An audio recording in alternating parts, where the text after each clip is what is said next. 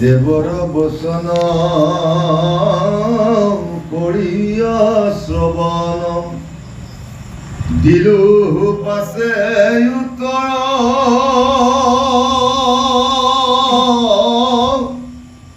মই পুৰাতন নিত্ৰ সনাতন বৰ্তি থাকো নিৰন্তৰ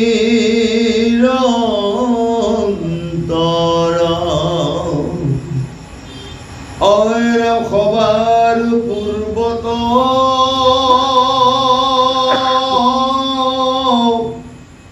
মই সে আছিলো সম্প্ৰতি আছো আমি পৰিষেবে মই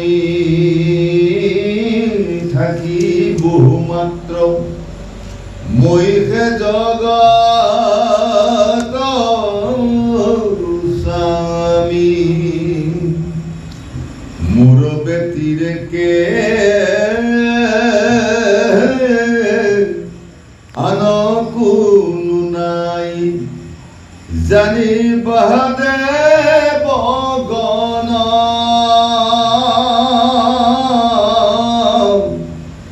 নিত্য নিত্য বুলি মোকে জানিব মই ব্ৰহ্ম চিৰন্তন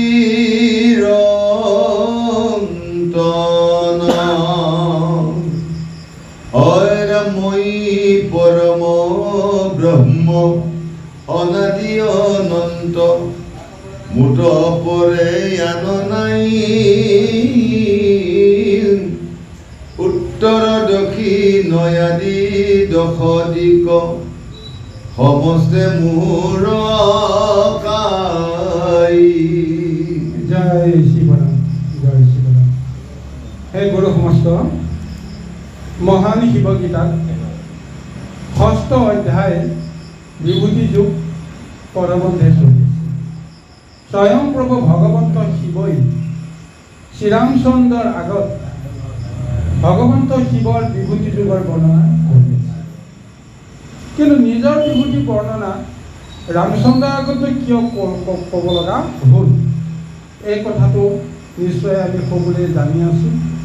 কাৰণ যি ৰামচন্দ্ৰই বনবাসৰ সময়ত তেওঁ ভাৰ্যা সীতাক হেৰুৱাব লগা হ'ল, ৰাৱণে তেওঁক হৰণ কৰি লৈ গ'ল আৰু সেই ৰাৱণৰ পৰা ৰাৱণক বধ কৰি সীতাক উদ্ধাৰ কৰা এজন সাধাৰণ মনুষ্যৰ যি লীলা কৰি আছে, সেই মনুষ্য লীলাৰে কেতিয়াও সম্ভৱ নহয়। যাৰ কাৰণত অগস্ত্যী ঋষিৰ পৰামৰ্শ মতে তেওঁ শিৱক মহা তপ কৰিব লগা হ'ল, পূজা কৰিব লগা হ'ল আৰু শিৱ পূজাৰ বিধিৰ ব্যৱস্থা গোটেইখিনি বিৰজা দীক্ষাৰ জৰিয়তে অগস্ত্যী ঋষিয়ে ৰামচন্দ্ৰক প্ৰদান কৰিলে আৰু ৰামচন্দ্ৰই সেই দীক্ষা অনুসৰি শিৱ বিধি মানি শিৱ পূজাৰ কাৰণে যি মহাতপ কৰিলে, 4 মাহৰ অন্তত সেই মহাতপত সন্তুষ্ট হৈ স্বয়ং প্ৰভু ভগৱন্ত শিৱই আহি তেওঁক দৰ্শন দিলে।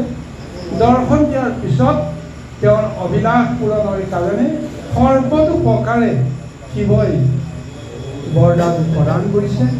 নানা ধৰণৰ দিব্য অস্ত্ৰ দিব্য শক্তি প্ৰদান কৰাৰ লগে লগে শিৱৰ সংগী হিচাপে তিনি ত্ৰৈলোকৰ সমস্ত শক্তি, ব্ৰহ্মায়ো নিজৰ শক্তি প্ৰদান কৰিলে, বিষ্ণুও নিজৰ শক্তি প্ৰদান কৰিলে, দেৱতাসকলেও নিজৰ নিজৰ শক্তি প্ৰদান কৰি ৰামচন্দ্ৰক সীতা উদ্ধাৰৰ কাৰণেই হওক বা ৰাৱণক বধ কৰাৰ কাৰণেই হওক সকলোৱে সহায় সহযোগ কৰিবৰ কাৰণে সমস্তখিনি কৰিলে।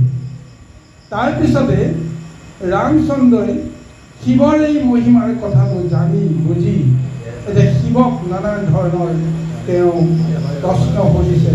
প্ৰশ্নৰ জৰিয়তে শিৱৰ মহিমাৰ কথা যিখিনি তেওঁ এতিয়ালৈকে জানিব পৰা নাই, বুজিব পৰা নাই, সেই সমস্ত তত্ত্বখিনি শিৱৰ পৰা জানিবলৈ তেওঁ নানান ধৰণৰ প্ৰশ্ন কৰিছে আৰু সমস্ত প্ৰশ্নৰ উত্তৰ দিবলৈ গৈ ৰামচন্দ্ৰই যি এটা মহান প্ৰশ্ন সুধিলে যে হে প্ৰভু, তুমি সৃষ্টিৰ যদি আদ্য শক্তি হয়, তুমি যদি সৃষ্টিত সমস্তখিনি তুমি লীলা কৰি আছা, তেতিয়াহ'লে তুমিতো নিৰাকাৰ। তোমাক কোনে কেনেকৈ চিনিব পাৰিব, কেনেকৈ তোমাক বুজিব পাৰিব?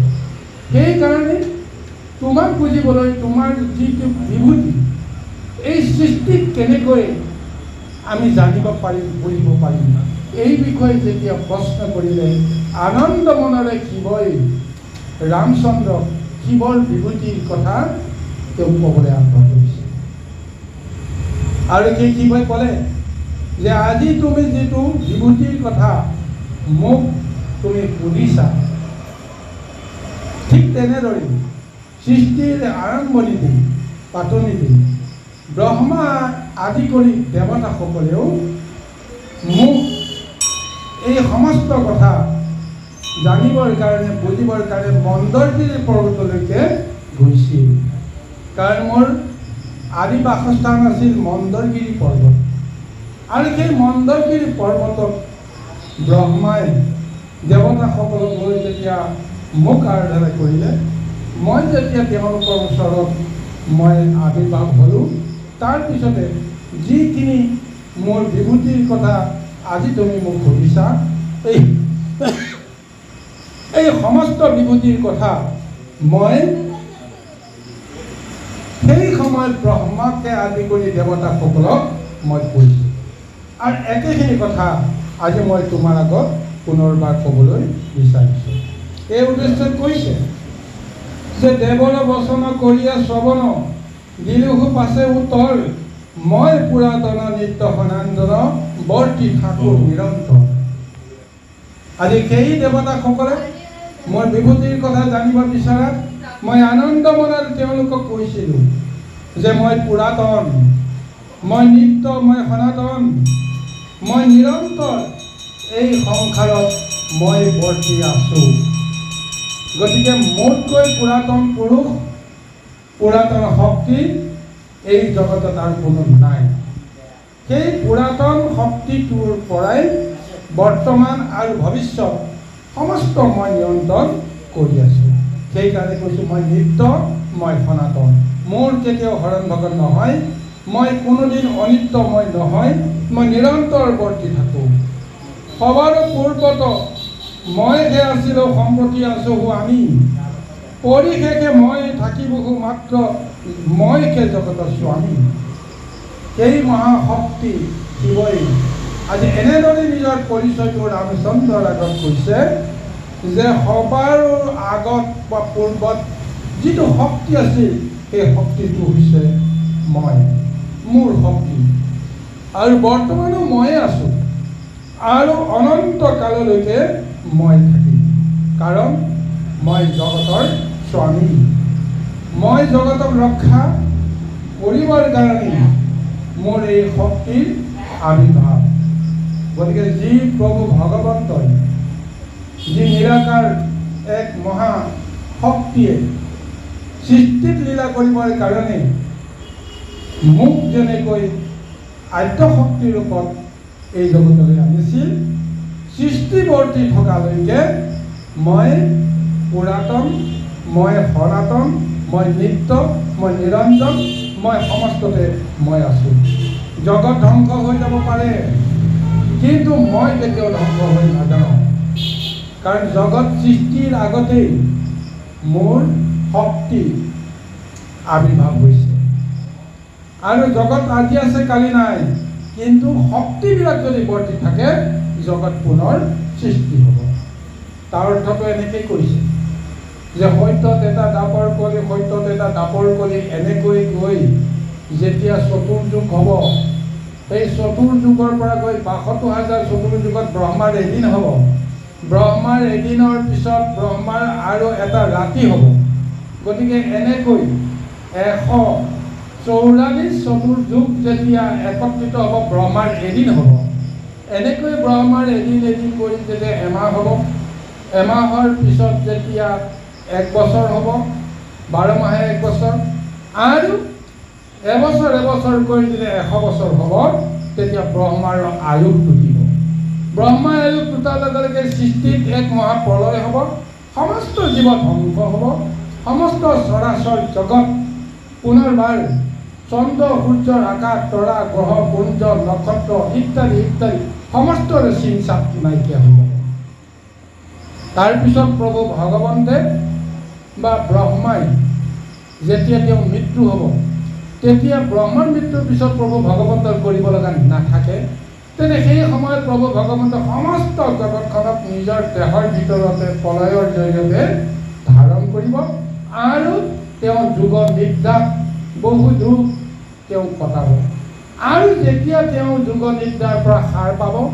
সাৰ পোৱাৰ মুহূৰ্ততে তেওঁ চিলমিল টোপনিতে সাৰ পোৱাৰ আগমুহূৰ্তৰ সেই ভাৱনাতে তেওঁ পুনৰ জগত সৃষ্টিৰ ব্যৱস্থা কৰিব কিহৰ কাৰণে কৰিব কাৰণ শক্তিসমূহ যে সৃষ্টিত ৰৈ গৈছে যিবোৰ শক্তিক অদৃশ্য পাৰমাৰ্থিক শক্তি বুলি আমি গণ্য কৰোঁ সেই শক্তিবিলাকক লৈ প্ৰভু ভগৱন্তে পুনৰ সৃষ্টিখন আৰম্ভ কৰিব সেই শক্তিৰ নামতে হৈছে 24টা মহাতত্ত্ব যি 24টা মহাতত্ত্ব এতিয়াও অদৃশ্য ৰূপত গোটেই সৃষ্টিত তেওঁ লীলা কৰি আছে আৰু সেই শিৱই কৈছে সেই শক্তিৰ বিয়োগ হৈছোঁ মই গতিকে সৃষ্টি সমস্ত লয় হ'ব লৌকিক জগত ধ্বংস হৈ যাব কিন্তু মই পাৰমাৰ্থিক ৰূপত পাৰমাৰ্থিক শক্তিত মই চিৰদিন চিৰন্তনভাৱে মই নিবাস কৰি থাকিম আৰু ঈশ্বৰৰ ইচ্ছাত সমস্ত শক্তি মই পৰিচালনা কৰিম এনেদৰে দেৱতাসকলক স্বয়ং শিৱই সেই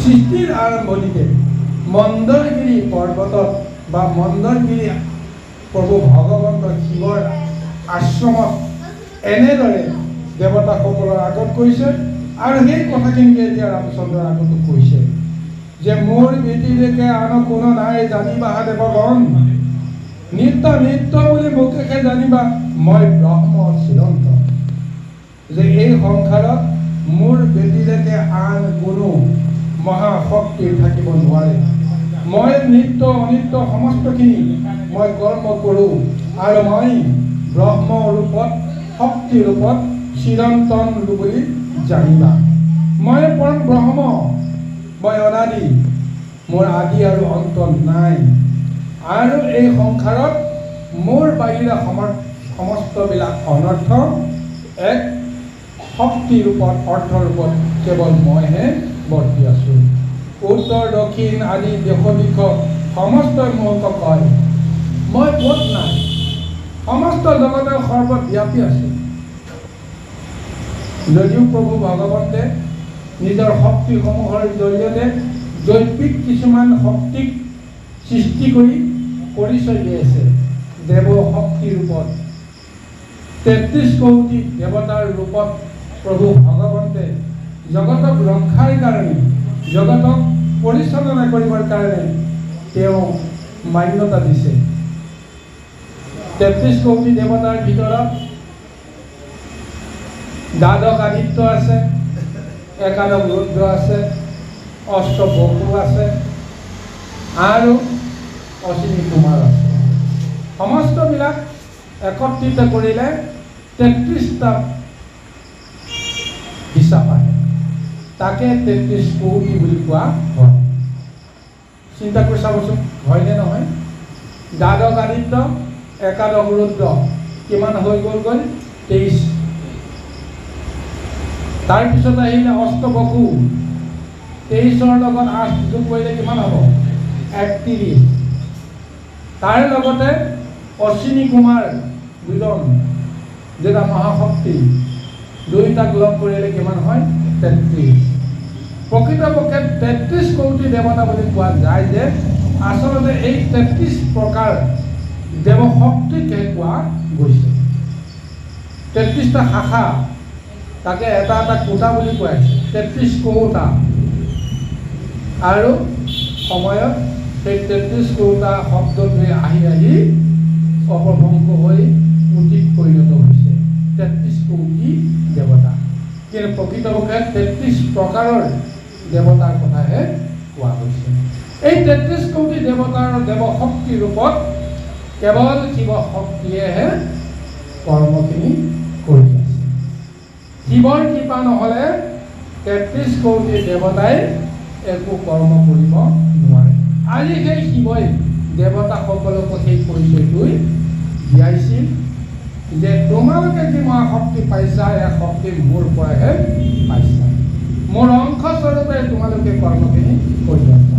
আৰু একেটাই পাৰমাৰ্থিক মহা অৰ্থ তত্ত্ব ৰামচন্দ্ৰৰ আগত বুজাই দি ক'বলৈ গৈছে যে আচলতে মোৰ বিভূতি দেৱশক্তিৰ ওপৰতো আছে, সৃষ্টিৰ প্ৰতিটো সম্পদতে আছে, সৃষ্টিৰ প্ৰতিটো মুহূৰ্ততে কেৱল মোৰ শক্তিৰ বাহিৰে অন্য শক্তি কেতিয়াও পৰিচয় পোৱা নাযায়। কৃষ্ণ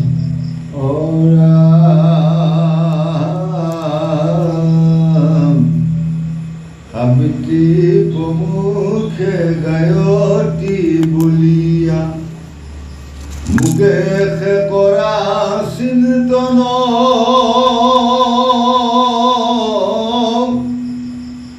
নাৰী বা পুৰুষ নতুন প্ৰশংস তৰুতি নলতা গণ অয়ৰামতিস্তুপ জগতি অনুস্তুপৱাদি যতে কচন্দ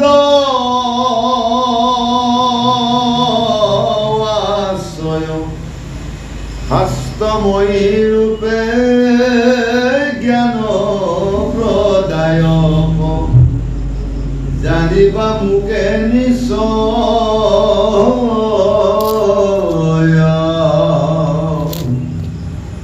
মই মাত্ৰ সত্য শান্ত সৰ্বজ্ঞান বিষধেনু হুতাসন গিৰি গহ্বৰ আকাশয় নীল মই যে জগজীবন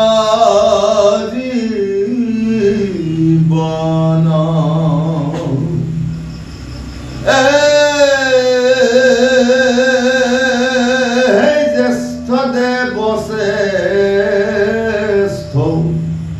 বলিষ্ঠ গৰিষ্ঠ আদি জলৰাশি মই আৰ্য ভগৱান ইষজুতিস্তুজ যতয়া দিয়ান্ত লয় চাৰি বেদ ধৈৰ্য শাস্ত্ৰ আদি কৰি পুৰাণ ভাৰত যত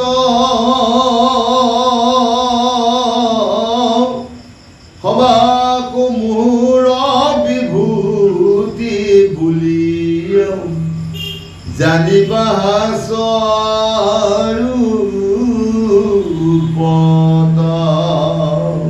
এতিয়া শিৱই পুনৰ ৰামচন্দ্ৰক কৈছে যে মইতো পাৰমাৰ্থিক এক মহাশক্তি অদৃশ্য ৰূপতে মই নিবাস কৰোঁ, কিন্তু মোক কোনে বুজিব, কেতিয়া বুজিব, কেনেকৈ বুজিব?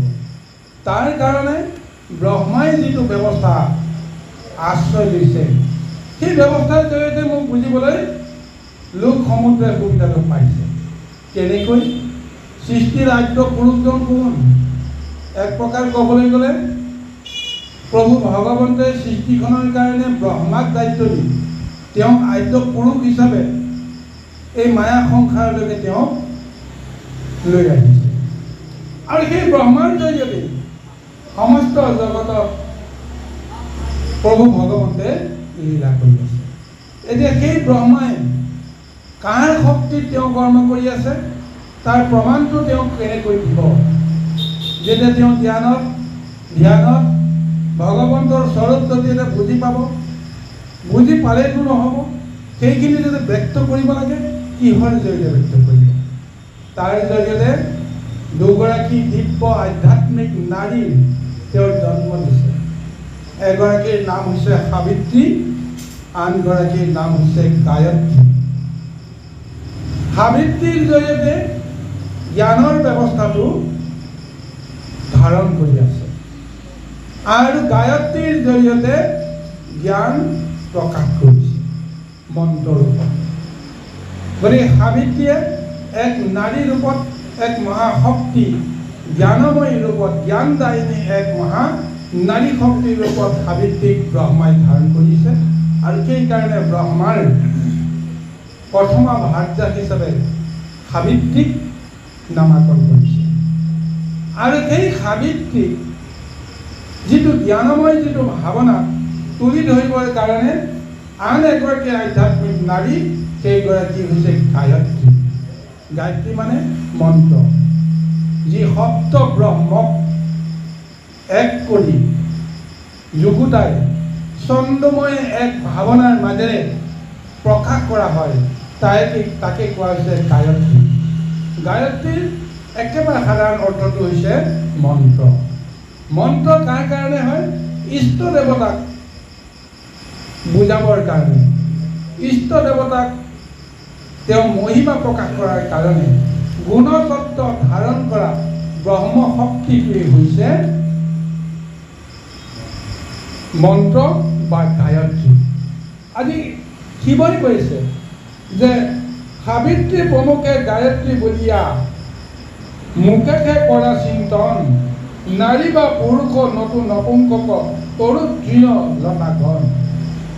এই সৃষ্টিত যিমানবিলাক নৰ আৰু নাৰী স্বৰূপত, বিশেষকৈ প্ৰকৃতি স্বৰূপত যিমানবিলাকক কল্পনা কৰা যায়, সেইবিলাকক আধ্যাত্মিক ৰূপত কোৱা হৈছে সাবিত্ৰী আৰু গায়ত্ৰী। আৰু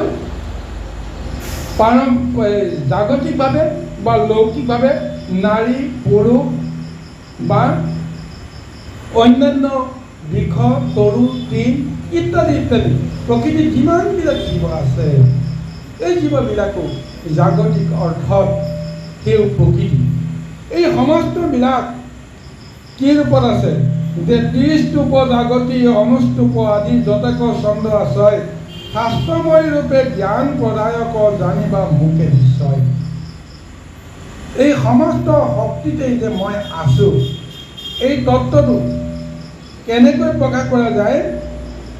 যে ছন্দময় ৰূপত, জ্ঞানময় ৰূপত, শাস্ত্ৰৰ ৰূপত যেনেকৈ মই বৰ্তি আছোঁ, সেই বৰ্তি থকাৰ মূল তত্ত্বটোৱে হৈছে মই। মোৰ বাহিৰে অন্য একো নাথাকে। চিন্তা কৰি চাবচোন গুৰুসকল, যেতিয়া আমাৰ শাস্ত্ৰ বা পাঠ্যপুথি বা গ্ৰন্থবিলাকত চৈধ্য শাস্ত্ৰ 18 পুৰাণ যিয়েই নহওক কিয়, এই সমস্তবিলাক কাক লৈ সৃষ্টি হৈছে? শব্দ ব্ৰহ্মক লৈ সৃষ্টি হৈছে। শব্দ ব্ৰহ্মক কোনে ধাৰণ কৰি আছে? অক্ষৰ ব্ৰহ্মই ধাৰণ কৰি আছে। অক্ষৰ ব্ৰহ্ম শব্দটো কি বুজায়? যে কিছুমান আগ বাক চিন মুকাম, যাক আখৰ বুলি কৈছোঁ, বৰ্ণ বুলি কৈ আছোঁ, যি বৰ্ণখিনি দেখা পোৱাৰ লগে লগেই, চিনি পোৱাৰ লগে লগেই তাৰ মাজেৰে আমি কাক সম্বন্ধ কৰিব পাৰোঁ? এই নেদেখা সেই মহাশক্তিটোৰ লগত আমাৰ সম্বন্ধ হৈ যায়। জ্ঞানৰ গভীৰতা ক'ৰ পৰা কেনেকৈ ক'লৈ যায়? দুডালমান চিন আগবাগ কৰি থোৱা আছে ক'ৰবাত, তাকে আমি বৰ্ণ বুলি কৈছোঁ। বৰ্ণৰ যেতিয়া এক ৰূপ লয়, সেই ৰূপ লোৱাৰ লগে লগে তাত এটা মহা শব্দৰ সৃষ্টি হয়। সেই শব্দই এক মহা অৰ্থ, ব্ৰহ্মময় অৰ্থ প্ৰকাশ কৰে। সেই শব্দ ব্ৰহ্মৰ অৰ্থটো আমি হৃদয়ঙ্গম কৰি তাৰ জৰিয়তে নিজৰ মন আৰু বুদ্ধি সেই নেদেখা মহাশক্তিৰ লগত আমি সম্বন্ধ কৰোঁ। গতিকে এই সমস্তবিলাকত কোনে লুকাই আছে বুলি কৈছে? চৈধ্য শাস্ত্ৰ, 18 পুৰাণ, 4 বেদ, এই সমস্তবিলাক জ্ঞান প্ৰদায়ক এটা ব্যৱস্থা। জ্ঞান বা ব্ৰহ্ম শক্তিক ধাৰণ কৰি ৰখা এটা ব্যৱস্থা, যিয়ে এই শক্তিটোৰ লগত পৰিচয় হয়, সি জ্ঞানময়, ব্ৰহ্মময় সমস্ত জগতৰ লগত তেওঁ সম্বন্ধ কৰিব পাৰে। গতিকে তত্ত্ব আজি শিৱই এই তত্ত্বটোকে কৈছে যে মই সেই ব্ৰহ্মময় মহাশক্তিৰ লগত চৈধ্য শাস্ত্ৰ, 18 পুৰাণ ৰূপে মই বৰ্তি আছোঁ। গতিকে তাকে তেওঁ কৈছে যে শাস্ত্ৰময় ৰূপে জ্ঞান বলায়ক জানিবা মোক নিশ্চয়, মই সত্য মাত্ৰ শান্ত সৰ্বজন দিশ ধেনু সূতাখন, গিৰি গহ্বৰ আকাশ অনিল মইকে জগত জীৱন। সুন্দৰভাৱে তেওঁ ব্যক্ত কৰিছে যে এই মহা সৃষ্টিত মহাশক্তিৰূপে বৃক্ষবিলাক আছে, ধেনুবিলাক আছে, বায়ু আছে, অগ্নি আছে, গিৰি আছে, গহ্বৰ আছে, আকাশ আছে। ঠিক তেনেদৰে এই শক্তিবিলাকে এই সৃষ্টিখনত জীৱবিলাকক ৰক্ষণাবেক্ষণ কৰি আছে আৰু সমস্ত জগতৰ জীৱৰ এক জীৱনৰ ৰূপত এই শক্তিসমূহে ধাৰণ কৰি আছে আৰু সেইখিনি আন কোনো নহয়, সেইখিনিতেই মই নিশ্চয় মোৰ শক্তিৰে মই বিৰাজিত হৈ আছোঁ।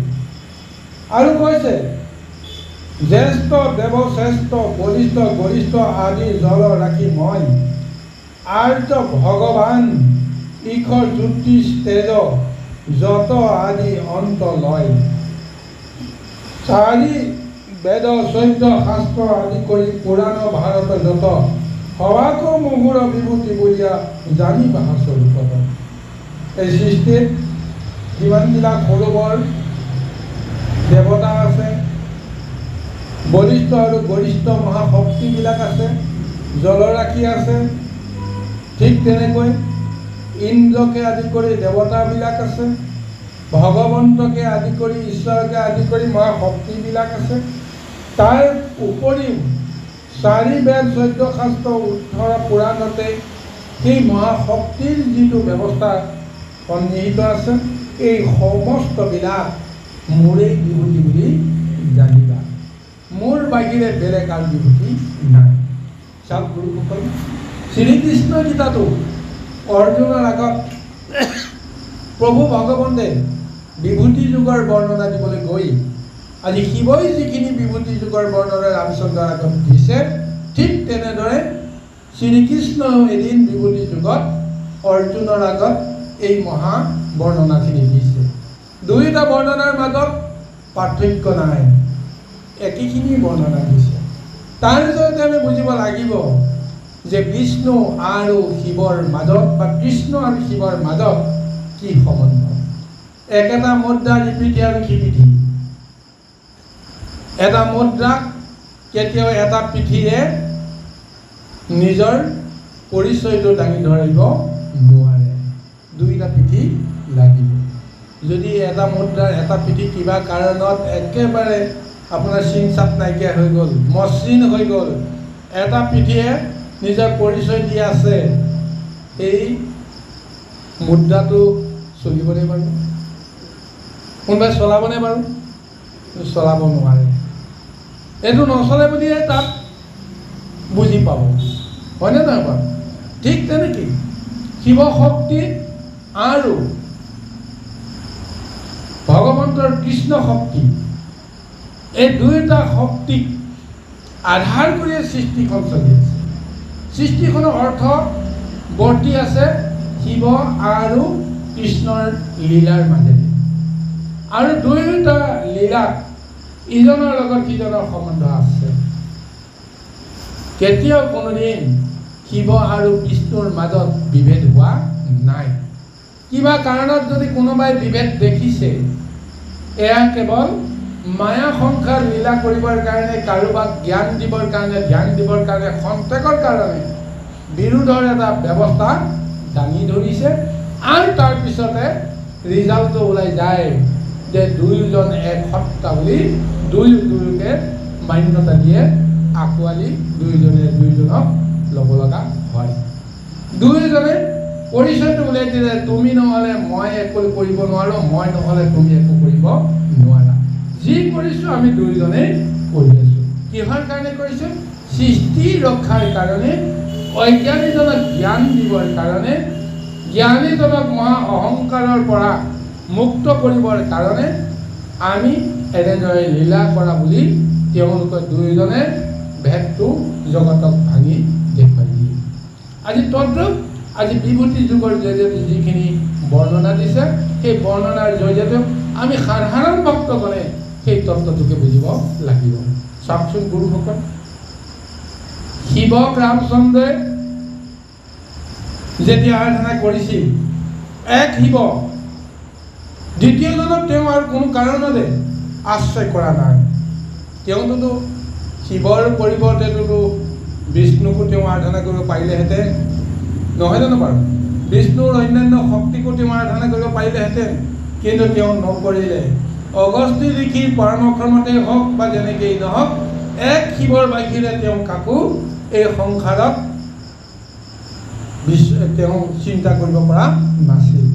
সেই শিৱই যেতিয়া আহি তেওঁক কৃপা কৰিলে, দৰ্শন দিলে, শিৱই যিটো মহা কৃপা কৰি তেওঁক মহাশক্তি বা অস্ত্ৰ প্ৰদান কৰিলে, লগে লগে ব্ৰহ্মায়ো ব্ৰহ্মাস্ত্ৰ দিলে, বিষ্ণুৱেও নিজৰ অস্ত্ৰ প্ৰদান কৰিলে, আৰু শিৱইটো দিলেই ইন্দ্ৰকে আদি কৰি বৰুণকে আদি কৰি সমস্ত দেৱতাবিলাকেও নিজৰ নিজৰ শক্তিখিনি এই ৰামচন্দ্ৰক প্ৰদান কৰিলে। কিয় কৰিলে? এজন শিৱকে তেওঁ বিচাৰিছিল, শিৱ সন্তুষ্ট মানে জগত সন্তুষ্ট।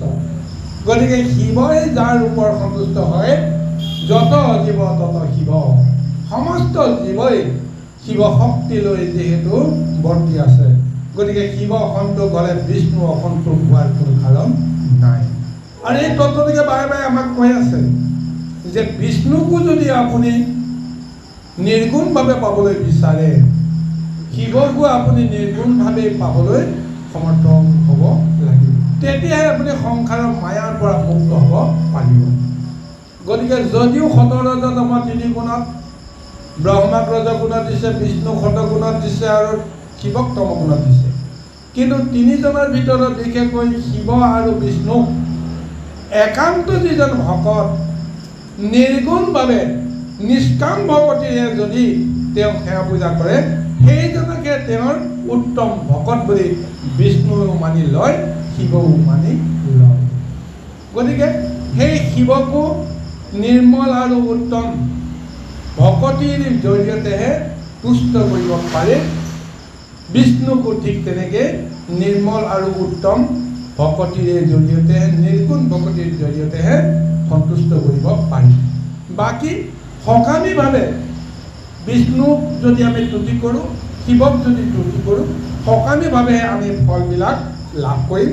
জন্ম মৃত্যু স্বৰ্গ মধ্য পাতাল এনেদৰে আমি ভ্ৰমণ কৰি কৰি ইটো জীৱৰ পৰা সিটো জীৱ, ইটো দেহৰ পৰা সিটো দেহ, বিভিন্ন এই সংসাৰত ৮৪ লক্ষ যোনি আমি পৰিভ্ৰমণ কৰি ঘূৰি ফুৰিব লাগিব। কিন্তু মুক্ত পাবৰ কাৰণে, মুক্ত হ'বৰ কাৰণে শিৱক যদি নিৰ্মল ভকতি কৰা যায়, তেতিয়াহ'লে বিষ্ণু সন্তুষ্ট হ'ব।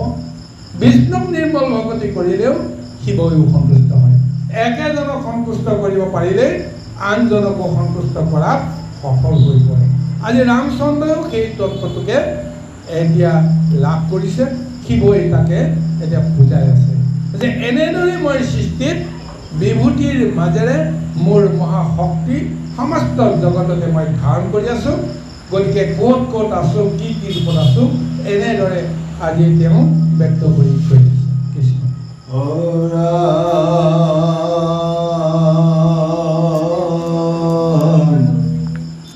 অভিজ্ঞ স্বৰাত অংগীৰ সশ্ৰেষ্ঠ বিদ্যাচন্দ্ৰ ইতিহাস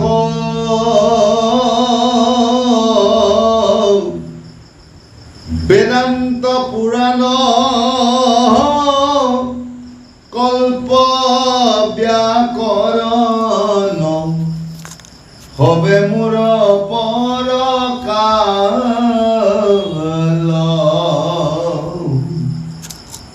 অৰাম শ্লোক সূত্ৰ বাক্য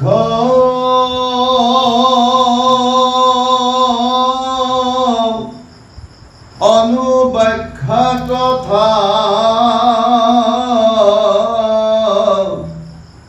পৰবিদ্যাও আছে যত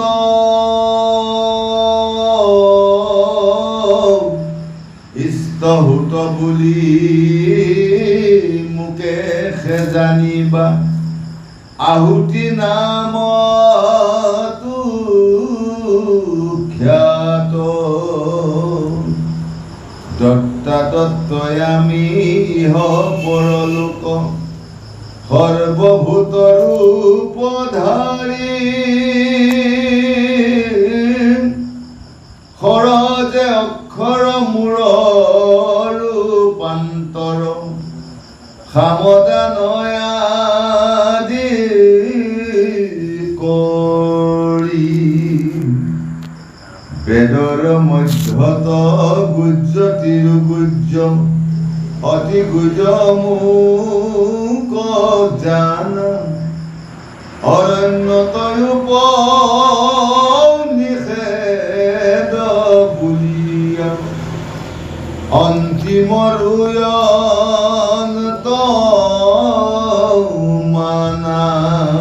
এটা পুনৰবাৰ কৈছে ৰামচন্দ্ৰ যে হে ৰামচন্দ্ৰ মই কোন, পুনৰবাৰ মই ব্যক্ত কৰিছোঁ যে মই অভিজ্ঞ, মই চৰাত। অভিজ্ঞ মানে মই সৰ্বজ্ঞানী, মই সৰ্বজ্ঞানী আৰু মই চৰাত, মই স্বয়ম্ভু, মই নিজেই নিজকে ৰূপ দিব পাৰোঁ, আনে মোক কেতিয়াও ৰূপ দিব লগা নাই।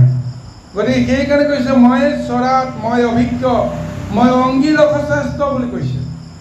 অংগীৰস শ্ৰেষ্ঠ শব্দটোৰে এইটো বুজাইছে, অংগীৰস নামে এজন ঋষি আছে, সেই ঋষিজনে যি মহাযজ্ঞ কৰে, যজ্ঞৰ যিটো ৰস, যজ্ঞ সম্পাদনকাৰী মূল শক্তি যিজনে লাভ কৰে সেইজনকে কোৱা হৈছে অংগীৰস। এগৰাকী ঋষি নামৰ অংগীৰস, আৰু সেই ঋষিজনেও সমস্ত যজ্ঞ সম্পাদনৰ কাৰণে যিমান মহা যি ৰস তেওঁ পান কৰিব পাৰিছিল, আহৰণ কৰিব পাৰিছিল, সেইজন ঋষিৰ জৰিয়তে আজি শিৱয়ো তেওঁ নিজৰ নামাকৰণটো ধাৰণ কৰিছে। মই অংগীৰস শ্ৰেষ্ঠ বুলি কৈছে, কাৰণ সমস্ত যজ্ঞৰ মূল হোতাজন কোন? মই যজ্ঞ পুৰুষ। গতিকে সমস্ত যজ্ঞত কেৱল মোৰ শক্তিটোৱে বিৰাজিত হৈছে। গতিকে যোনে যি যজ্ঞ নকৰক কিয়, সেই যজ্ঞত মই যেতিয়া সন্তুষ্ট নহওঁ, সেই যজ্ঞ কেতিয়াও সফল হ'ব নোৱাৰে। গতিকে সেই তত্ত্বটোকে কৈছে মই বিদ্যা, মই ছন্দ, মই ইতিহাস। বিদ্যা মানে জ্ঞানৰ কথা কৈছে, ছন্দ মানে এটা লয়, সুৰ, এক মধুময়, এক মূৰ্ছনা যাক পোৱা যায়। সেই ছন্দটোত আমাৰ সদায় মনৰ এক লয় লাভ থাকে। ছন্দময় ভাৱনাৰে মনক সদায় প্ৰফুল্লিত কৰি ৰাখিব পাৰে। গতিকে ঠিক তেনেকৈ সেই বিদ্যাটো, ছন্দটো আৰু ইতিহাসতো, বুৰঞ্জীটো, বেদান্তটো, পুৰাণৰ সমস্ত জ্ঞান তত্ত্বটো, যুগ ধৰি যি 14 শাস্ত্ৰৰ যি ব্যৱস্থা, যিবিলাক ৰস তাত সোমাই আছে, সেই সোমাই থকাবিলাক য'ত অন্তৰ্নিহিত হৈ আছে তাকেই কোৱা গৈছে শাস্ত্ৰ। শাস্ত্ৰতে সেই ৰসবিলাক আছে। 14 শাস্ত্ৰ যে বুলি কোৱা গৈছে, 14 শাস্ত্ৰৰ প্ৰকৃত তত্ত্বটো আমি যদি উল্লেখ কৰোঁ, কি 14 শাস্ত্ৰ? 14 শাস্ত্ৰ বুলি কওঁতে আমি যিকোনো এখন গ্ৰন্থক আমি সেই শাস্ত্ৰৰ ভিতৰত ৰাখিব নোৱাৰোঁ, কিন্তু শাস্ত্ৰত যিটো তত্ত্ব সোমাই আছে সেই তত্ত্বটোতে আমি শাস্ত্ৰৰ বিচাৰ কৰিব পাৰোঁ। জ্যোতি, শিক্ষা, কল্প, জ্যোতি, মীমাংসা, ন্যায়, নীতি, দণ্ড, মীমাংসা, ঠিক এইবিলাক ব্যাকৰণ, ছন্দ, এইবিলাকেই হৈছে একোখন শাস্ত্ৰ। গতিকে আপুনি বা মই ছন্দ শাস্ত্ৰ বুলি বেলেগ এখন শাস্ত্ৰ বিচাৰিবলৈ যাব নোৱাৰোঁ। দণ্ড শাস্ত্ৰ বুলি বেলেগ এখন আমি শাস্ত্ৰ বিচাৰি যাব নোৱাৰোঁ। একেখন শাস্ত্ৰতেই 14 শাস্ত্ৰৰ যিমানবিলাক গুণাগুণ, সমস্তবিলাক গুণাগুণ থাকে। শাস্ত্ৰৰ শব্দটোত কেৱল এখন গ্ৰন্থক নুবুজায়, গ্ৰন্থৰ মাজত থকা তত্ত্বখিনিকে বুজায়। গতিকে ইয়াৰ কাৰণে জ্যোতিষ, শিক্ষা, কল্প, মীমাংসা শব্দটো, দ্বন্দ্ব শব্দটো আমি যিটো বুজাওঁ, ব্যাকৰণ শব্দটো য'ত ছন্দ আছে, য'ত আছে লয় আছে, এই সমস্তবিলাকো একো একোটা শাস্ত্ৰৰ ব্যৱস্থা। আৰু সেই 14 শাস্ত্ৰৰ বাহিৰেও মই ক'ত থাকোঁ? মই বেদত থাকোঁ, উপনিষদত থাকোঁ। কাহিনীৰ মাধ্যমেৰে যিমানবিলাক তত্ত্ব বৰ্ণনা চলি আছে, প্ৰভু ভগৱন্তৰ লীলা, সেই সমস্তবিলাকৰ জৰিয়তে পুৰাণ চলি আছে। গতিকে 14 শাস্ত্ৰ 18 পুৰাণৰ মাজত সেই ভগৱন্তৰ তত্ত্বই সোমাই আছে। গতিকে তাৰ মাজতো ময়ে আছোঁ। মোৰ তত্ত্বৰ বাহিৰে বেলেগ তত্ত্ব আৰু থাকিব নোৱাৰে। আৰু লগতে নিজৰ কথাবিলাকো স্পষ্টভাৱে স্বৰূপটো এতিয়াও তেওঁ বৰ্তাই দিছে যে শ্লোক, সূত্ৰ, ব্যাখ্যা, অনুব্যাখ্যা তথা পৰবিদ্যা আছে যত, ইষ্ট ভূত বুলি মুখেহে জানিবা, আহুতি নামতো খ্যাত। কৰ্ম ব্যৱস্থাত আমি যিবিলাক ধ্যান আৰু ধাৰণা আমি গ্ৰহণ কৰি চলোঁ, সেইবিলাকৰ মাজতে এই সমস্তবিলাক আহে। আমি এতিয়া শ্ৰৱণ কৰিছোঁ, কীৰ্তন কৰিছোঁ। শ্ৰৱণ কৰোঁতে ঈশ্বৰৰ নাম, কীৰ্তন কৰোঁতে ঈশ্বৰৰ নাম, এই তত্ত্ববিলাক আমি প্ৰচাৰ কৰিছোঁ। গতিকে তেওঁ কৈছে মই শ্ৰৱণতো আছোঁ, কীৰ্তনতো আছোঁ। কোনোবা এজনে ব্যাখ্যা কৰিছে, বুজাই দিছে, নুবুজাটোক বুজাই দিবলৈ কৈছে। এই বুজাই দিয়াটোকে কৈছে ব্যাখ্যা। ব্যাখ্যাটোতো মই আছোঁ। আৰু কৈছে অনুব্যাখ্যা মানে অল্প ব্যাখ্যা, ই বিস্তৃতভাৱে যি ক'ব নোৱাৰে, সামান্যতম কিবা এটা কৈছে, এইটো হৈছে অনুব্যাখ্যা, যে তাৰ মাজতো মই আছোঁ। আৰু কিবা এটা সম্পদ কাৰোবাক তেওঁ দান দিছে, আহুতি দিছে, সম্প্ৰদান কৰিছে, এই ব্যৱস্থাবিলাকৰ মাজতো মই আছোঁ। মই দত্তা, মই দত্ত। তাৰমানে মই কাৰোবাক দান দিছোঁ আৰু কোনোবাই দান লৈছে। গতিকে দত্তা যিজনে দান দিয়ে সেইজনক কোৱা হৈছে দত্তা, আৰু যিজনে দান লৈছে সেইজন হৈছে দত্ত। গতিকে সেইকাৰণে দত্ত আমি ইহ পৰলোক। মই ইহকালতো মই আছিলোঁ, পৰকালতো মই আছিলোঁ, আৰু পৰলোকতো মই থাকিম। গতিকে ইহলোক, পৰলোক আৰু ভৱিষ্যত সমস্তবিলাক লোকত মই সৰ্বভূত ৰূপ লৈ মই ধাৰণ কৰি আছোঁ। গতিকে তাকে কৈছে দত্ত আমি ইহ পৰলোক, সৰ্বভূত সৰ্বৰূপধাৰী, খৰজে অক্ষৰ মূৰ ৰূপান্তৰ, সাম দান আদি কৰি। মোৰ দুটা ৰূপ আছে, এটা হৈছে খৰ, এটা হৈছে অক্ষৰ। খৰ মানে দেহধাৰী জীৱবিলাকক কোৱা হৈছে খৰ। দেহধাৰী জীৱবিলাকৰ এঠাইৰ পৰা আন ঠাইলৈ গমন চলে, চলন চলে। কিন্তু অক্ষৰ যিটো, সি কোনোদিন ক'তো নচলে, তাৰ চলিব লগা নাই।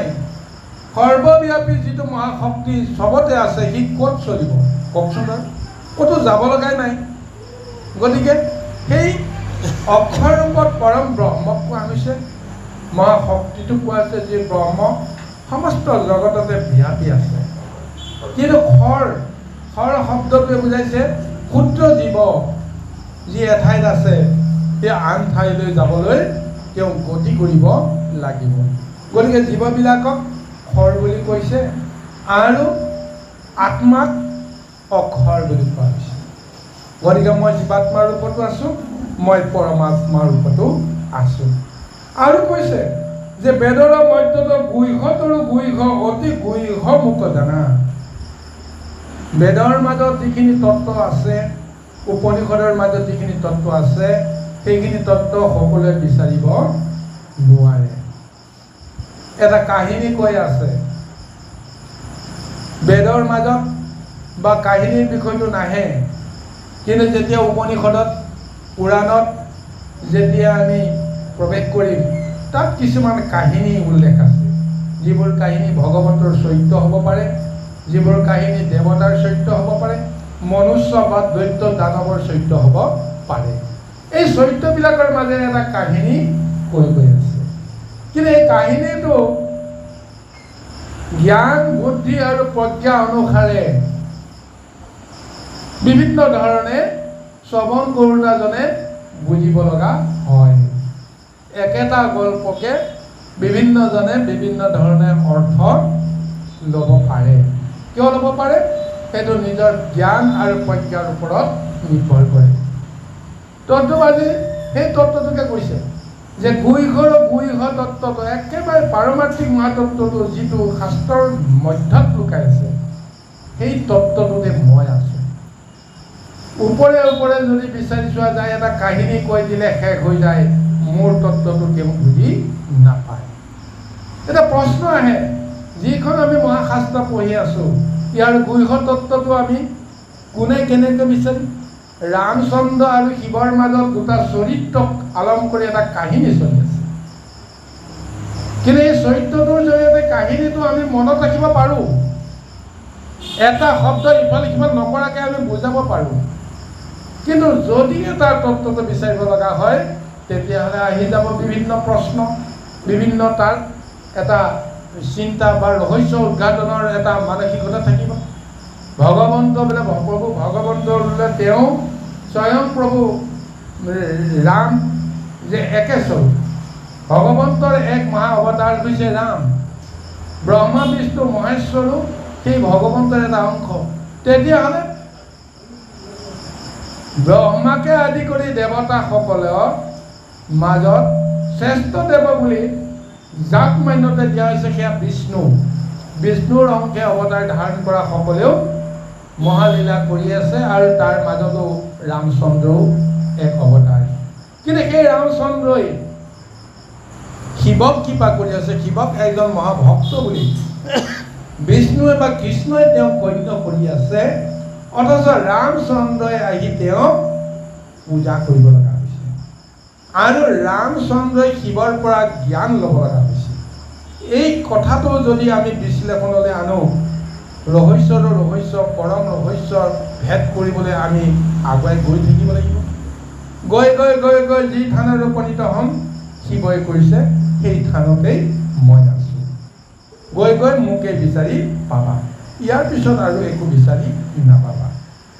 যেনেকৈ গছৰ পৰা গুটিটো পাম, গুটিটোক আমি যদি বিশ্লেষণ, আমি তাক যদি কি আছে বুলি ৰহস্য উদ্ঘাটন কৰিবলৈ যাওঁ, গুটিটোত আমি প্ৰথমতে আমি ছাল পাম, হয়নে, বাকলি পাম। ছাল আৰু বাকলি গুচাই দিয়াৰ পিছত আমি মঙহাল কিছুমান মানে অংশ পাম, নহয় জানো বাৰু? তাৰপিছত একেবাৰে মঙহাল অংশটোৰ পিছত আমি কি পাম? একেবাৰে ভিতৰত লুকাই থকা এটা গুটি পাম।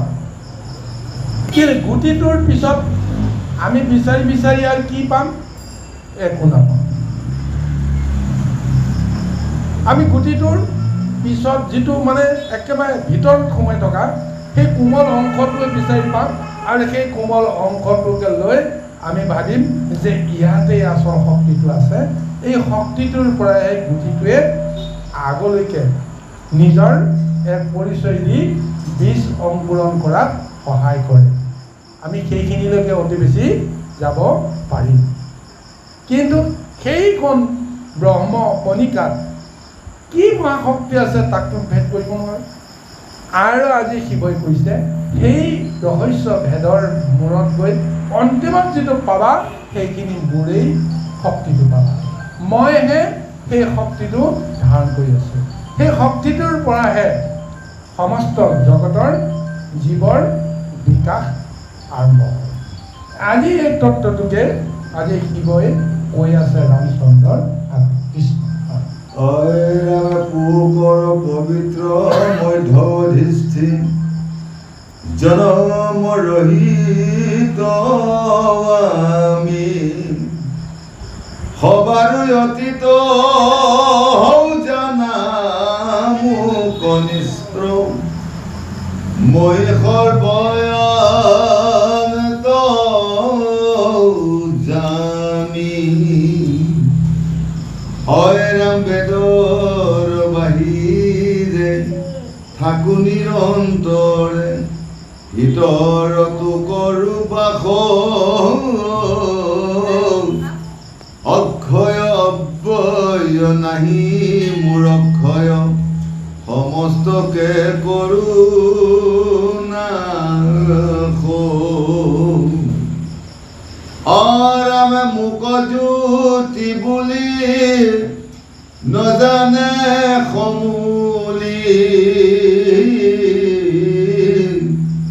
অজ্ঞানত মোহ জনে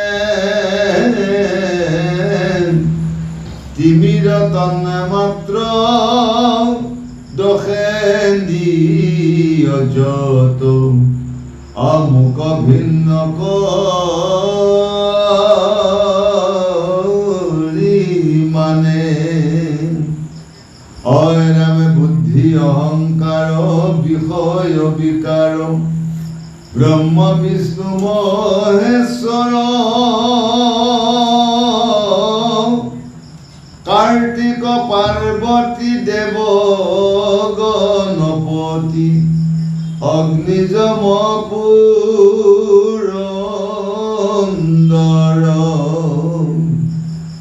অৰাম নৈৰিতি বৰুণ কুবেৰ ঈশান অনিল পমুখে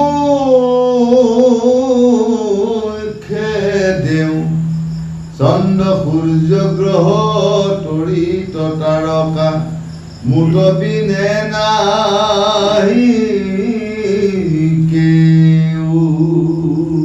এটা পুনৰ পাৰমাৰ্থিক এক মহাতত্বৰ কথা কৈছে যে পুৰ কৰ পবিত্ৰ মধ্য অধিষ্ঠি জনম ৰহিত আহি তাৰ মানে তেওঁ এইটো ক'বলৈ গৈছে যে অপবিত্ৰ এক কলুষিত এক সময়ত যাৰ জন্ম হৈছে যাৰ মৃত্যু হৈছে সেই ব্যৱস্থাটো হৈছে পু কৰ বুলি কৈছে। এইটো অপবিত্ৰ খন আৰু পবিত্ৰ খন এই দুয়োটাৰ মাজত আৰু পবিত্ৰ অপবিত্ৰৰ মাজতো যিটো ব্যৱস্থাৰে জন্ম আৰু মৃত্যু জীৱবিলাকৰ হয় শুভ বা অশুভৰ যিখিনি মহা ফল জীৱবিলাকে লাভ কৰে এই সমস্তবিলাকৰ মাজত মই আছো।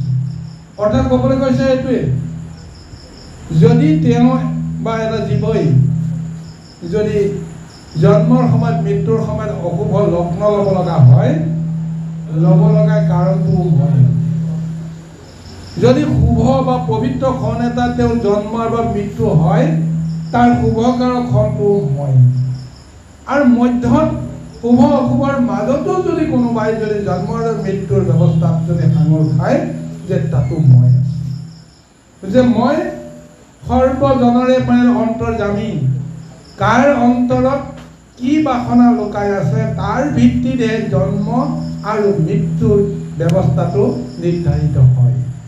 পূৰ্ব জন্মৰ কৰ্ম বাসনা অনুসাৰে আমাৰ জন্মটো আৰম্ভ হয়।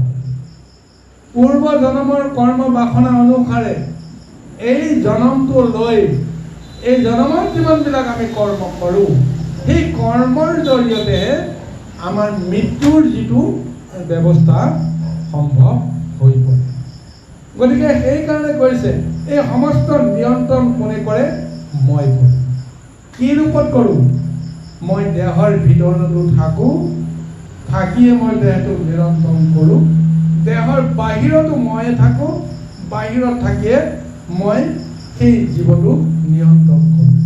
চিন্তা কৰি চাওকচোন বাৰু যে পঞ্চভূতি মহাশক্তি তাৰ ভিতৰত বিশেষকৈ অগ্নি আৰু বায়ু আকাশৰ কথা বা নকলোৱেই বাৰু অগ্নি আৰু বায়ু ক'ত আছে ক'ত নাই দেহৰ ভিতৰতো অগ্নি আছে বাহিৰতো অগ্নি আছে দেহৰ ভিতৰতো বায়ু আছে বাহিৰতো বায়ু আছে বাহিৰৰ বায়ুখিনি আমি দেহৰ ভিতৰলৈকে লৈ যাওঁ আৰু দেহৰ ভিতৰৰ বায়ুখিনি আমি বাহিৰলৈ উলিয়াই দিওঁ তাৰ জৰিয়তে আমি কাৰ লগত সম্বন্ধ কৰোঁ যিটো পঞ্চমুখী মহাশক্তি প্ৰভু ভগৱন্তৰ এক ৰহস্য, সেই ৰহস্যৰ লগতে আমি সম্বন্ধ কৰোঁ। আৰু ভগৱন্তই সেইকাৰণে কৈছে যে মই বাহিৰতো আছোঁ, ভিতৰতো আছোঁ। ভিতৰজনক যদি তুমি চিনিব নোৱাৰা, বাহিৰৰজনক তুমি চিনিবলৈ যত্ন কৰিব লাগিব। কাৰণ ভিতৰৰজনক চিনি পোৱাটো ইমান সহজ নহয়। ইন্দ্ৰিয় শক্তিয়ে বাহিৰৰ জগতৰ লগতহে প্ৰথমতে পৰিচয় লাভ কৰে। বাহিৰৰ জগতৰ জৰিয়তে অন্তৰ জগতত আমি প্ৰৱেশ কৰিব পাৰিব লাগিব। সেইকাৰণে প্ৰভু ভগৱন্ত শিৱই আজি কৈছে, দেহৰ ভিতৰে থাকো নিৰন্তৰে, ভিতৰতো কৰোঁ বাস, অক্ষয় অব্যয় নাহি মোৰ ক্ষয়, সমস্তকে কৰোঁ নাশ। এই জীৱলোকত মই যিটো মাহাত্ম বা শক্তিত থাকোঁ, মই অক্ষয় ৰূপত থাকোঁ, মোৰ ক্ষয় নাই, মোৰ কোনো ব্যয় নাই, মই বোলে অব্যয় ৰূপত থাকোঁ। মোৰ হৰণ আৰু ভগন নহয়, ক্ষয় আৰু বৃদ্ধি মোৰ নহয়, কিন্তু মই সমস্তকে মই নাশ কৰোঁ। কাৰণ সমস্তকে নাশ কৰা মানে কি? এই জীৱ দেহটোৰ কথা কোৱা হৈছে। জীৱ দেহটো এই আছে, এই নাই, ক্ষণে ক্ষণে ক্ষয় হয়, ক্ষণে ক্ষণে বৃদ্ধি হয়। ইয়াৰ নিয়ন্ত্ৰণটো জীৱই কৰিব নোৱাৰে। কোনে কৰিব পাৰে? এই ব্ৰহ্মশক্তি, শিৱৰ মহাশক্তিয়ে সেইখিনি কৰে। জন্ম হওঁতে একেবাৰে সাধাৰণ পানী কেঁচুৱাটো, তাৰ আকাৰ আকৃতি কিমান, লাহে লাহে সি ডাঙৰ হৈ হৈ আহি আহি এটা সময়ত এটা প্ৰকাণ্ড ৰূপ হৈ যায়। কিন্তু তাৰপিছত লাহে লাহে সেই প্ৰকাণ্ড দেহটো ক্ষয় গৈ গৈ গৈ গৈ এটা সময়ত হাড়ে চালে লগা কংকালসাৰ এটা ৰূপ পাই যায়। এই দেহটোক আমি মই বুলি কৰা যিটো অহংকাৰ, মই বোলা যিটো ভাৱনাই নিজে ধৰিও ৰাখিব নোৱাৰোঁ, নিজে কেতিয়াও বৃদ্ধিও কৰিব নোৱাৰোঁ, মই ধাৰণো কৰিব নোৱাৰোঁ, ৰাখিবও নোৱাৰোঁ। তেতিয়াহ'লে কোনে ৰাখে? স্বয়ং শিৱই কৈছে যে ক্ষয় আৰু বৃদ্ধিৰ নামত কেৱল মই সমস্ত জীৱকে নাশ কৰি আছোঁ। আৰু মোক জ্যোতি বুলি নজানে সমলি অজ্ঞানত মহাজনে, মই যে মহাশক্তি ৰূপত দেহৰ ভিতৰতো আছোঁ, বাহিৰতো আছোঁ। জ্ঞানৰ ৰূপত মই দেহৰ মাজত মই পোহৰ বিলাই আছোঁ। অজ্ঞানৰ ৰূপত মায়া সংসাৰত দম্ভ অহংকাৰ বিলাকৰে জৰিয়তে মই অজ্ঞানতাবিলাক লাভ কৰি আছোঁ। মায়া দৰ্শন হোৱা মানে মোৰ অজ্ঞানৰ লগত মোৰ সম্বন্ধ হৈ যোৱা। যিটো সঁচা বুজিব নোৱাৰা ব্যৱস্থাটো হৈছে মায়া, আৰু যিটো সঁচা বুজিব পৰা ব্যৱস্থাটো হৈছে জ্ঞান। জ্ঞানৰ জৰিয়তে তেওঁ নিজকে নিজে বুজিব পাৰিব। গতিকে অন্তৰ্দৰ্শী যিজন, আত্মজ্ঞানী যিজন, সেইজনেহে নিজৰ দেহৰ ভিতৰত থকা পোহৰ দৰ্শন কৰিব পাৰে। গতিকে তাকে কৈছোঁ, মই জ্যোতিমন্ত ৰূপতো দেহৰ ভিতৰত আছোঁ, আৰু জ্ঞানমন্ত ৰূপতো মই অক্ষৰ ব্ৰহ্ম ৰূপত আছোঁ, শাস্ত্ৰৰ মাজত আছোঁ, সাধু সন্তৰ মাজত আছোঁ, ইত্যাদি ইত্যাদি মই ব্যৱস্থাৰ মাজত মই আছোঁ। অজ্ঞানীৰ নামত মই অহংকাৰ ৰূপত মই বাহিৰত মই বিস্তাৰিত হৈ আছোঁ। সেইকাৰণে কৈছে মোক জ্যোতি বুলি নজানে সমলি অজ্ঞানত মহাজনে, অজ্ঞানত থকাজনে মোক জ্যোতিমন্ত পোহৰৰ এক মহাশক্তি বুলি নাজানে।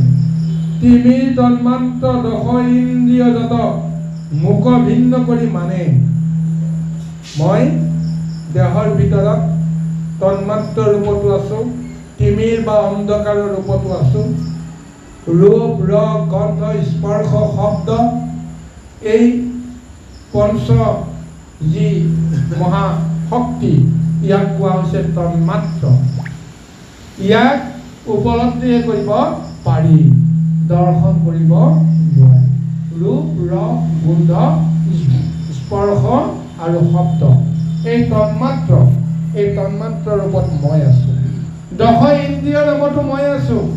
চকু কাণ নাক মুখ হস্ত পদ বৃক্ষ লিংগ, এই সমস্তবিলাক দেখাত এটা এটা ইন্দ্ৰিয় শক্তি, কিন্তু প্ৰকৃততে এই ইন্দ্ৰিয় শক্তিটো পাৰমাৰ্থিকভাৱেহে আমি লাভ কৰিম। হাত দুখনক আমি হাত বুলি ক'ব নোৱাৰিম যদিহে হাত দুখনে লৰচৰ কৰিব নোৱাৰে। ভৰি দুখনক ভৰি বুলি ক'ব নোৱাৰোঁ যদিহে ভৰি দুখনেও লৰচৰ কৰিব নোৱাৰে। চকুটোক আমি চকু বুলি ক'ব নোৱাৰোঁ যিটোৱে একোৱে দেখাই নাপায়, হয়নে নহয় বাৰু কওকচোন। মুখক মুখ বুলি ক'ব নোৱাৰোঁ যিজনে নিজৰ ইচ্ছামতে লৰচৰ কৰিব নোৱাৰে, মুখখন মেলিব নোৱাৰে, খুলিব নোৱাৰে। নাকেৰে কেতিয়াও নাক বুলি আমি যদি ক'ব নোৱাৰোঁ যেতিয়া তেওঁ উশাহ আৰু নিশাহ যেতিয়া ল'ব নোৱাৰে। কৰ্ণ কৰ্ণ বুলি ক'ব নোৱাৰোঁ যি শ্ৰৱণ কৰিব নোৱাৰে, হয়নে নহয় বাৰু। কিন্তু কোনে এইবিলাক কৰাই আছে?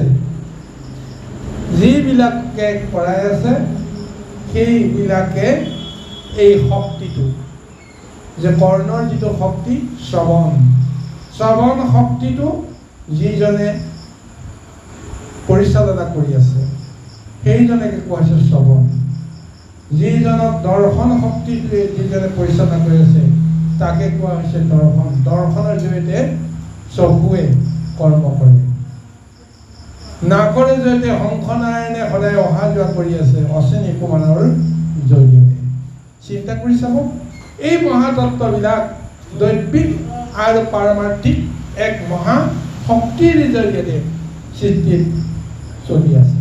আৰু শিৱই কৈ আছে যে জীৱদেহৰ জৰিয়তে মই এনেকুৱা এক মহাশক্তিৰে মই কৰ্মবিলাক কৰি আছোঁ। মই বুদ্ধিটো আছোঁ, মই অহংকাৰতো আছোঁ, বিষয়তো আছোঁ, বিকাৰতো আছোঁ। ব্ৰহ্মা বিষ্ণু মহেশ্বৰৰ এই তিনিটা মহাশক্তিৰ ৰূপতো মই কৰ্ম কৰি আছোঁ। গতিকে আমি যি শিৱৰ কথা কৈ আছোঁ, ব্ৰহ্মা বিষ্ণু মহেশ্বৰ তাৰ মাজতে তেওঁ এজন, হয়নে নহয় বাৰু। গতিকে মই ব্ৰহ্মা বিষ্ণু মহেশ্বৰ মোকে কয় কৃষ্ণ।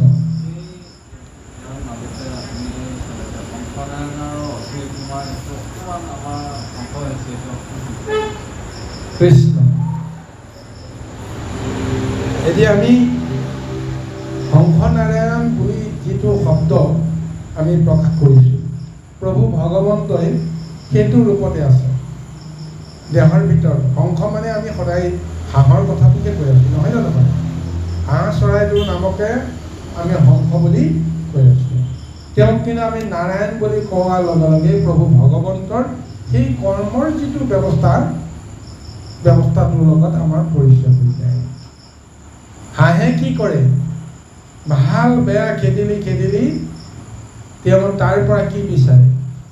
নীৰ এৰি ক্ষীৰটো বিচাৰে, হয়নে। যিখিনি শৰীৰৰ কাৰণে তেওঁ আহাৰৰ উপযোগী বুলি ভাবে সেইখিনি দুয়োটা ঠোঁটেৰে কি কৰে? চেকি আচলটো যেতিয়া তেওঁ পাব বাকীখিনি তেওঁ উলিয়াই দিব। গতিকে এইটো ৰূপতে হাঁহে আহাৰ গ্ৰহণ কৰি আছে। আৰু প্ৰভু ভগৱন্তেও হংসনাৰায়ণ ৰূপত উশাহ নিশাহৰ জৰিয়তে বায়ুক দেহৰ ভিতৰলৈ নি কি কৰি আছে? ভিতৰত পৰিপাক কৰি আছে। বায়ুৰ মাজত যিখিনি মহাশক্তি দেহক প্ৰয়োজন হয়, অক্সিজেনৰ ৰূপত যিখিনি মহাশক্তি বায়ুত আছে, দেহত বোলে অক্সিজেনখিনিহে দৰকাৰ। সেই অক্সিজেনখিনি চেপিবৰ কাৰণে হাওঁফাওঁটোৰ জৰিয়তে প্ৰভু ভগৱন্তে সদায় অহৰ্নিশে কি কৰি আছে? চেপি আছে। চেপি পেলাই যিখিনি শক্তি প্ৰয়োজন হৈছে দেহৰ কাৰণে অক্সিজেন ৰূপত সেইখিনি দেহৰ ভিতৰত ৰাখিছে আৰু অপ্ৰয়োজনীয় বস্তুখিনি সেইখিনি কাৰ্বন ডাই অক্সাইডৰ নামত, এঙাৰ গেছৰ নামত উলিয়াই দি আছে। গতিকে এটা হাঁহে খাদ্য গ্ৰহণৰ নামত যেনেদৰে কৰ্মখিনি কৰি থাকে, প্ৰভু ভগৱন্তেও ঠিক তেনেকৈ জীৱটোক ৰক্ষাৰ ক্ষেত্ৰত বায়ুৰ লগত তেনেদৰে সম্বন্ধটো কৰি আছে। দেহক আচলতে কোনে ৰক্ষা কৰি আছে? বায়ুৱে ৰক্ষা কৰি আছে। বায়ুৰ জৰিয়তে যিখিনি দেহৰ মহাখাদ্য সেইটো হৈছে অক্সিজেন। সেই অক্সিজেনটো গ্ৰহণৰ ক্ষেত্ৰত এনেদৰে লীলা কৰি আছে। এইকাৰণে প্ৰভু ভগৱানৰ হংস নাৰায়ণ বুলি কৈছে। নাৰায়ণে নীৰ এৰি ক্ষীৰ যিটো দেহক প্ৰদান কৰি আছে, নীৰ এৰাইছে সিটো গ্ৰহণ কৰাইছে। তন্ত্ৰম ঠিক তেনেকৈ প্ৰভু ভগৱন্তৰ অন্তৰতে থাকি দেহৰ ভিতৰতে থাকি কৰ্ম কৰি যেনেদৰে জীৱক অখাদ্যৰ পৰা খাদ্য যোগান ধৰি ৰক্ষা কৰি আছে, সেইকাৰণে শংখ নাৰায়ণ নামটো প্ৰভু ভগৱন্তে ধাৰণ কৰিছে। আৰু অশ্বিনী কুমাৰৰ জৰিয়তে আচলতে দুইটা নাককে নলিনী আৰু নালিনী নামৰ এটা মহা শক্তিৰ জৰিয়তে দুটা নাৰীৰ জৰিয়তে নলিনী আৰু নালিনী নামৰ নাৰীৰ জৰিয়তে এই দুইটা নাকৰ জৰিয়তে শ্ৰৱণ আপোনাৰ কি কৈছে শ্বাস আৰু প্ৰশ্বাস দুইটা ব্যৱস্থা গ্ৰহণ কৰিছে। গতিকে তাকেই অশ্বিনী কুমাৰ বুলি কোৱা হৈছে। সেই অশ্বিনী কুমাৰেও সেই দুইটা নাকৰ জৰিয়তে গোটেই কৰ্মখিনি কৰাই আছে। গতিকে এই তত্ত্বটোকে এতিয়া কৈছে যে এই সমস্তখিনি কৰি মই জীৱক ৰক্ষা কৰি আছোঁ আৰু জীৱৰ মই অস্তিত্বটো বুদ্ধি আৰু অহংকাৰ দুটা স্বৰূপত মই প্ৰকাশ কৰি আছোঁ। যদিহে জগতৰ বা নিজৰ আত্মাৰ হিতৰ কাৰণে তেওঁ যিখিনি জ্ঞান লাভ কৰে, সেইখিনি জ্ঞানৰ জৰিয়তে তেওঁ বুদ্ধি আৰু যিখিনি তেওঁ অহংকাৰ, যিখিনি অজ্ঞানতাৰ জৰিয়তে যিখিনি তেওঁ অনুভূতি আহে, সেইখিনিৰ জৰিয়তে অহংকাৰ, আৰু মই বুদ্ধি আৰু অহংকাৰ দুয়োটাতে মই আছোঁ। বিষয়তো আছোঁ, বিকাৰতো আছোঁ। বিষয় মানে কি? যিটো আসক্তি, কৰ্ম কৰাৰ পিছত কৰ্মৰ প্ৰতি যদি আমাৰ এটা ৰস বহি যায়, কৰ্মৰ প্ৰতি আমাৰ এটা যদি ৰাপ বহি যায়, সেইটোকে কোৱা হৈছে বিষয়। সেই বিষয়ৰ পৰা আমি সহজতে কেতিয়াও নিজকে মুক্ত কৰাব নোৱাৰোঁ। কিন্তু যিটো ব্যাধি বুলি কৈছে, ব্যাধিটো কোৱা হৈছে বিৰক্তি।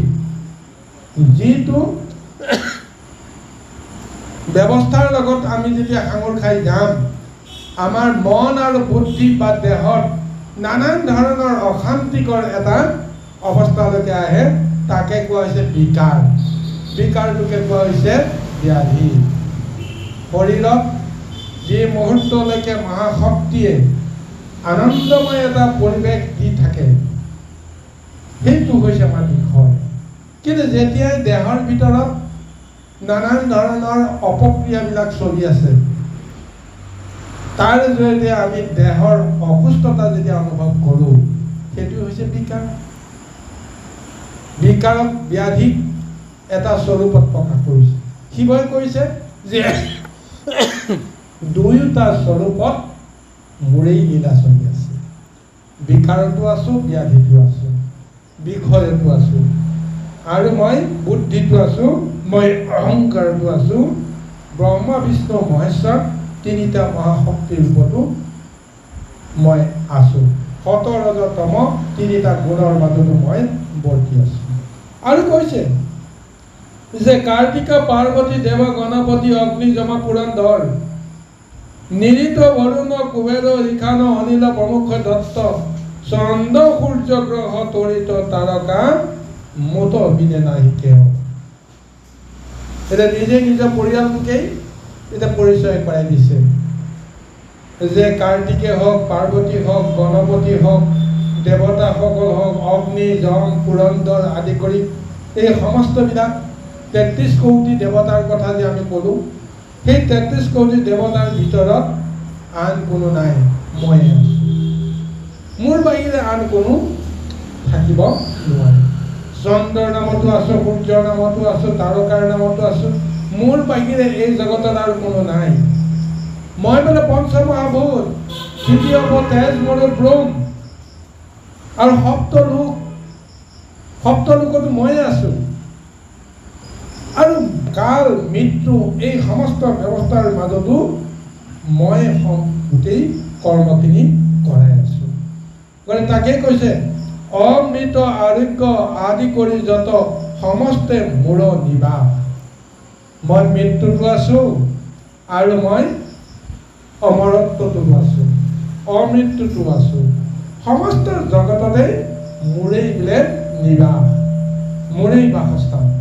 তাৰ মানে তিনি ত্ৰৈলোক্য বুলি নহয়, 14 ভুৱন বুলি নহয়। সৃষ্টিৰ এই মহা যি শক্তি সমস্ততে মোৰ বাহিৰে আৰু বেলেগ একো নাই। মহা পাৰমাৰ্থিক ব্যৱস্থাটো আজি শিৱই এনেদৰে ৰামচন্দ্ৰ আগত দৰ্শন দিয়াইছে। গতিকে এইটোকে আমি বুজিব লাগিব গুৰুসকল। ভগৱন্তই যে লীলা কৰে, কাৰ জয়তে লীলা কৰে? শক্তিৰ জয়তে লীলা কৰে। এই শক্তিটোৱে হৈছে শিৱ। দেহটো যদি ভগৱন্ত বিষ্ণু হ'ব পাৰে, তেতিয়াহ'লে শক্তিটো হৈছে শিৱ। দুয়োজনৰ মহা সংযোগ যদি নহয়, তেতিয়াহ'লে সৃষ্টিৰ কোনো কৰ্ম নহয়। আৰু সেই দুয়োটা শক্তি জন্ম দিওঁতা বা ৰূপ দিওঁতাজন খনিকৰজন কোন? ব্ৰহ্মা, জগতৰ পিতা যাক কোৱা যায়। গতিকে সেই ব্ৰহ্মাক আশ্ৰয় কৰিয়েই শিৱই লীলা কৰি আছে, ব্ৰহ্মাক আশ্ৰয় কৰিয়েই বিষ্ণুৱে লীলা কৰি আছে। গতিকে ব্ৰহ্মাক সেইকাৰণে শ্ৰেষ্ঠ বুলি সকলোকে মান্যতা দিছে। কোনটো অৰ্থত? জাগতিক অৰ্থত। ব্ৰহ্মাৰ অবিহনে ভগৱন্তই কোনো লীলাই আৰম্ভ কৰিব নোৱাৰে, নিজৰ শক্তিটো প্ৰচাৰ কৰিব নোৱাৰে। সেইকাৰণে সমস্ত জগতৰে পিতা বুলি কাক কোৱা হৈছে? ব্ৰহ্মাক কোৱা হৈছে। গতিকে সেই অৰ্থত বিষ্ণুৰো পিতা হৈছে ব্ৰহ্মা, সেই অৰ্থত শিৱৰো পিতা হৈছে ব্ৰহ্মা। 33 কোটি দেৱতা, সমস্ত জগতৰ 4 মুঠি জীৱ, 84 লক্ষ যোনি, সমস্ত বিলাকৰে জন্মদাতা হৈছে ব্ৰহ্মা। গতিকে ব্ৰহ্মাক এই লৌকিক তত্ত্বত মান্যতা প্ৰদান কৰিছে। জগতৰ গুৰু বুলি ভগৱন্ত শিৱক মান্যতা দিছে, আৰু জগতক ৰক্ষাকাৰী ৰূপত বিষ্ণুক মান্যতা দিছে। কোনেও কাকো বাদ দি চলিব নোৱাৰে। এই 3জন গুৰুৰ ভিতৰত আমি যদি চেষ্টা কৰোঁ, মানে যদি মান্যতা দিওঁ, ব্ৰহ্মা হৈছে জগতৰ পিতা, 1 নম্বৰ কথা। তেওঁ হৈছে পিতৃগুৰু। আৰু জগতগুৰু কোন? জগতগুৰু হৈছে শিৱ। জগতক তেওঁ জ্ঞান দান দি আছে। আৰু পৰম গুৰু কোন? যিজনে সমস্তকে নিয়ন্ত্ৰণ কৰি আছে। পৰম গুৰুজন হৈছে স্বয়ং ভগৱন্ত। গতিকে এই 3 গুৰু এক হৈ জীৱক কৃপা কৰি আছে, হয়নে নাই কওকচোন? পিতৃগুৰুৰ অবিহনে জীৱৰ সংসাৰত কোনো অৰ্থ নাই। আৰু জ্ঞান গুৰু, জগত গুৰু শংকৰৰ জৰিয়তে বা শিৱৰ জৰিয়তে যিখিনি আমি পাইছোঁ, শিৱৰ কৃপাৰ অবিহনে সমস্ত জীৱৰ কোনো অৰ্থ নাই। আৰু পৰিচালনা কৰি আছে কোনে? স্বয়ং প্ৰভু ভগৱন্তে। পালন কৰি আছে কোনে? স্বয়ং প্ৰভু ভগৱন্তে। গতিকে বিষ্ণুৱে পালন কৰিছে, কৃষ্ণই পালন কৰি আছে। গতিকে 3 গুৰুৰ এক হ'লেহে লীলাটো সম্পন্ন হয়। আজি তত্ত্বগতভাৱে সৃষ্টিখনত শ্ৰেষ্ঠ গুৰু বুলি পাৰমাৰ্থিকভাৱে দৰ্শন দিয়াইছে কিন্তু শিৱ শক্তি। কাৰণ শক্তিৰ অবিহনে যিহেতু কোনো কৰ্ম সাধন হ'ব নোৱাৰে। সেই তত্ত্বটোৱে আজি ৰামচন্দ্ৰক তেওঁ বিভূতিৰ মহাবৰ্ণনাখিনি প্ৰদান কৰি দিছে।